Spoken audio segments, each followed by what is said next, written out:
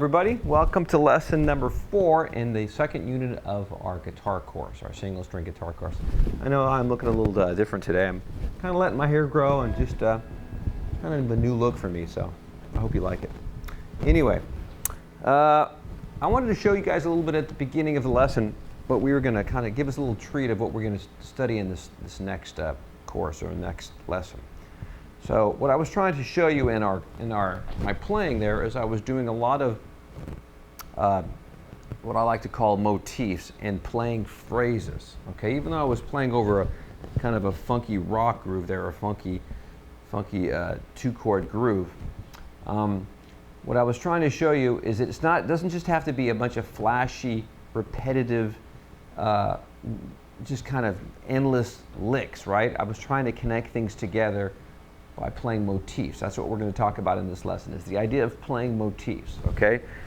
If you've heard a good solo, if you've heard someone who's played a good solo, I think what the components of a good solo have to do a lot with how much you go along with their soloing, how much you like and enjoy and remember. Well, check that out. Remember what they played. A good solo should have a little story in it, okay? A story that is told with notes and with rhythms. And if it's a good story and a good soloist has made a statement with their playing, there should be parts of it that you kind of remember and stay with you after they're finished, right? Or that draw you in enough that you want to keep listening.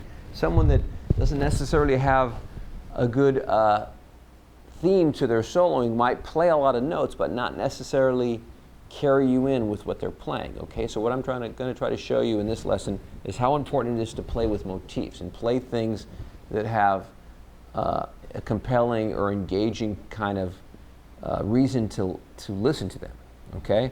And it has a lot to do with playing small phrases and repeating those phrases and building a larger musical story with those phrases, okay? So if I went back to my groove here, listen how simple it is. It's just A minor, right? D minor and E minor, really. It's 3 chords. It's really one key. Now, I want you to listen to the little phrases I'm going to play, and I'm going to call these motifs. There'll be some other things that I'll play along the way, but mostly it's going to be melodies that I repeat, okay? So here's what I started with a lot of the last soloing, like this. 2, 3. I'm going to use that again. There's a variation. It's simple, but it's a motif.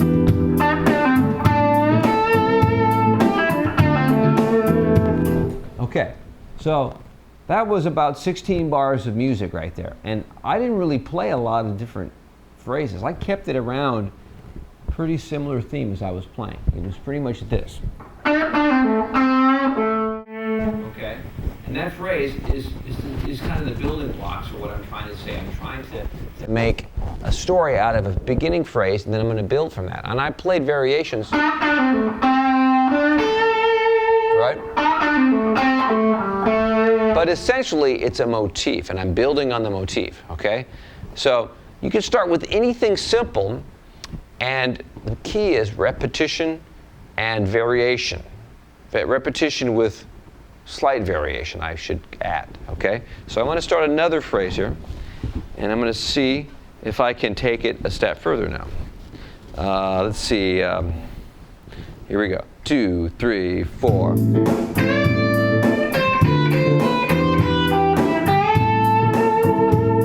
That's a longer phrase, right? Let me see if I can make that work.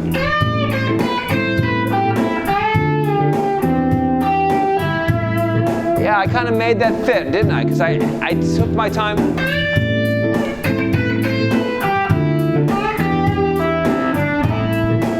See how long the phrase is now, but it's going to keep working.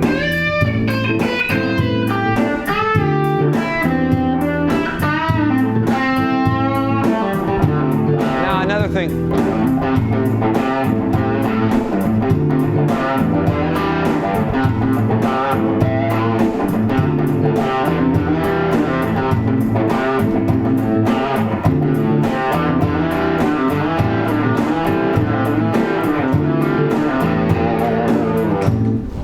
Okay, so I think what I'm trying to say, and what hopefully you're trying to get in your own playing is I'm trying to show you that it's important to play things that have a logical and a musical flow that build as you play them, because you're trying to get someone's attention when you're playing, whether it's a 4-bar solo or an open solo, or if it's, you know, you're soloing all night in your own music, okay? And it's about telling a story, okay? So I'm gonna play some phrases now, and I'm gonna keep them simple, okay? But I want you to play them back to me, okay? So I'm gonna keep it simple, and I'm gonna stick in this pentatonic scale here that I've been working with. And hopefully, if you get your ear developed, you're gonna be able to follow along with me, okay? Okay, I'm gonna start off in the first couple of 3 notes at the top of the scale, so you can know where I'm at. I'm right here on the top 2 strings, okay? I'm gonna just play those 4 notes. And then I'm gonna go down a set of strings, and I'm gonna play these 4 notes. And I'm gonna go down a set of strings and play these 4 notes. Okay, but I'm gonna put them in different orders so that you kind of have to use your ear now. So here we go. Top 2 strings. 3, 4.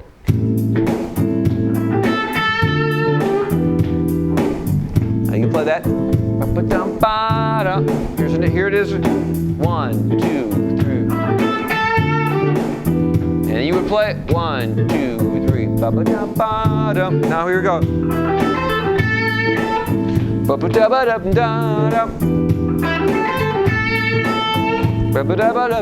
going to vary it. Now you play it again. Here, next 2 strings.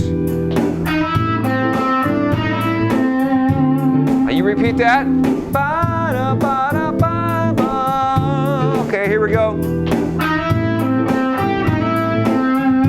little variation there. I'm going to put a bend in this time. Now you play that back. I'm going to add a little bit more rhythm.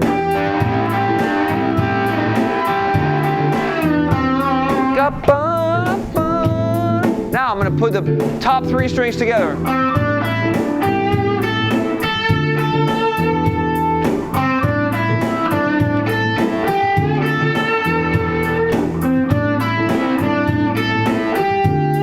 You got that? A little more complex. Double stops.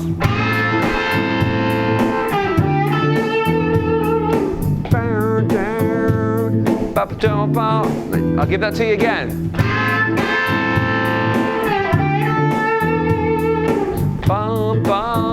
Okay, now 4th and 3rd strings.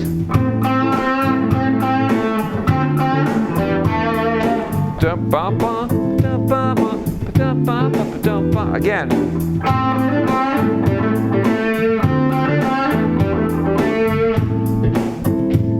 Okay, you got that one? Now a faster one.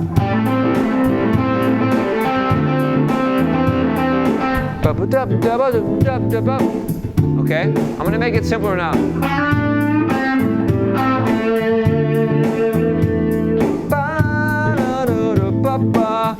Okay, now so these are simple phrases, but they might be hard for you to catch up with everyone that I'm playing, okay? And the point is, it's kind of an exercise in developing your skills at hearing something and following along and trying to play it back, okay?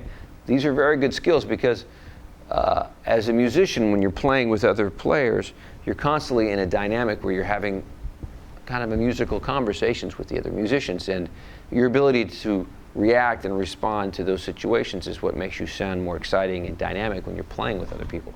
So I like to really keep my ears open when I'm playing on the bandstand, because I always get great ideas from some of the other musicians I'm just playing with, and if I can respond and play off and develop ideas from their ideas, then it makes the whole musical event a lot more exciting and interesting to listen to. Okay, so now what I want you to do in this next part is, first of all, let's just change positions now. Let's go to a different position of A minor. Let's play right here. Essentially this shape of A minor pentatonic. Okay, so now let's play, instead of thinking about one phrase, what we're going to do is we're going to take a phrase, we're going to repeat it, and then we're going to go to another phrase, and then we're going to go back to our first phrase. So that's called tying motifs together. So you might look at it like this. We're playing something, right? If we were going to put it on the board here, you start a motif, okay? And then you repeat motif right here. Okay, maybe on the next part of your solo, you add new motif. And then what you do is you tie what you played at the beginning at the end, and then you repeat number one motif. Okay, so this could be like, it looks like it's 4 phrases, but really it's the same thing 3 times, and there's something in the middle that's different, okay? And that ties your soloing together. So this could be a series of chords, like it could be, if you look over at my progression over here, right?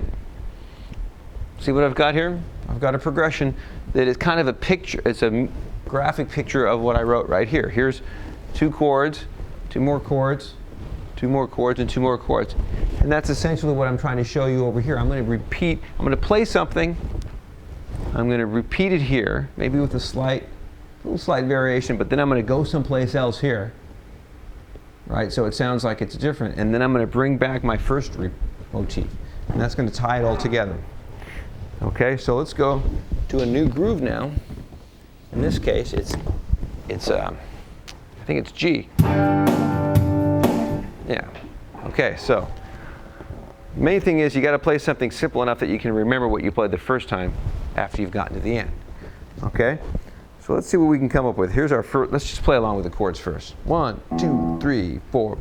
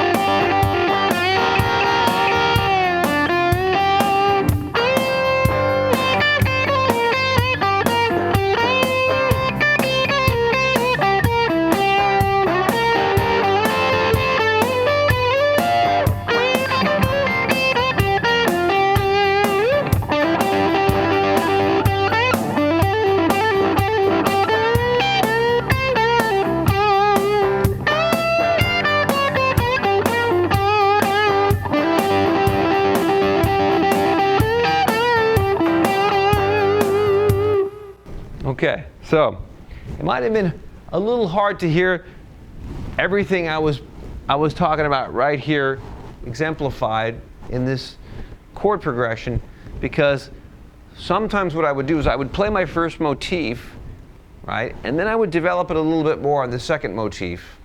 Okay, so you might not hear it exactly the same, but it still was based off a similar idea.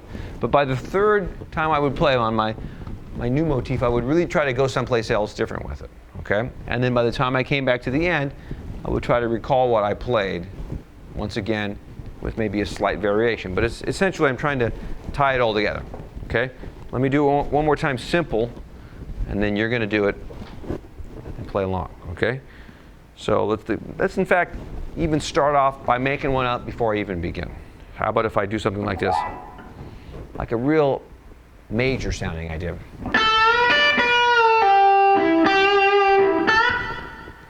Okay?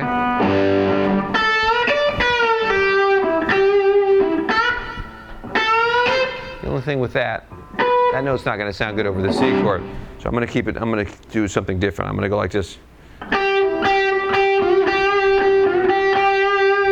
Okay? That's going to now repeat on the second chord. On the third phrase, I'm going to add a new motif, and that's going to be. And then I'm going to go back to my first motif. And that ties it together. Now let's hear how that works. 3, 4.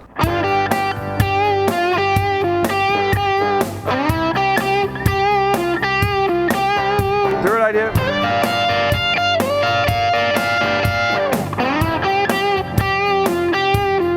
Pretty good, right?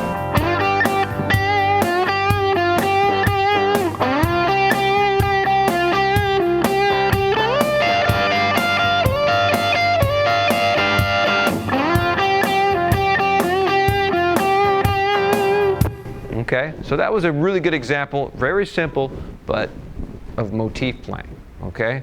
I tried to play something simple, I repeated it, and then I did something different on the third idea, but I went back to my simple idea at the beginning. Okay, now your turn, here we go. 1, 2, 3, 4.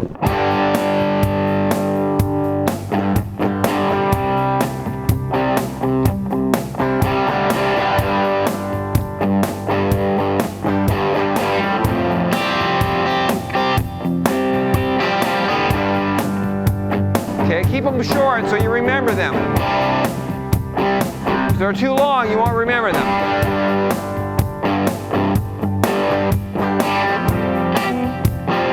Okay, now make it more rhythmic.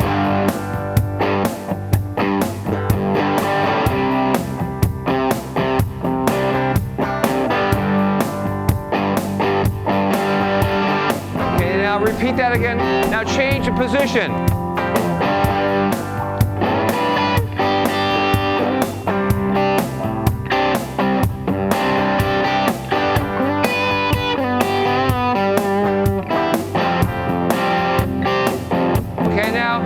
Change the motif.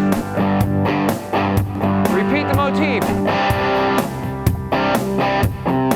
New motif.